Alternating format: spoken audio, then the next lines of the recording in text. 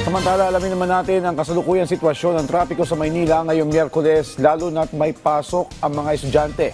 Si Bernard Ferrer sa detalye live. Bernard?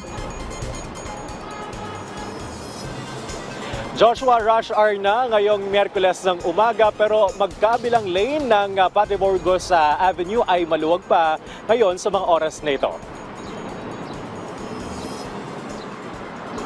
Kung manggagaling sa Quiapo at Espanya, maluwag pang takbo ng mga sasakyan patungo sa Padre Burgos Avenue hanggang makaabot ng Taft Avenue. Gayun din naman, ang mga manggagaling sa Taft Avenue at babagtas sa Padre Burgos Avenue ay wala ring magiging problema sa kanilang biyahe. Patuloy ang pagbabantay ng mga traffic enforcers mula sa Manila LGU upang siguraduhin ang maayos na daloy ng trapiko.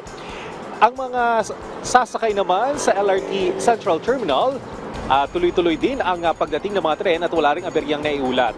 Pinapayuhan ng mga motorista na magdoble ingat sa pagmamaneho. Ugaliin din ang pag-check ng battery, lights, oil, water, brake, air, gas, engine, tire at self o ang sarili.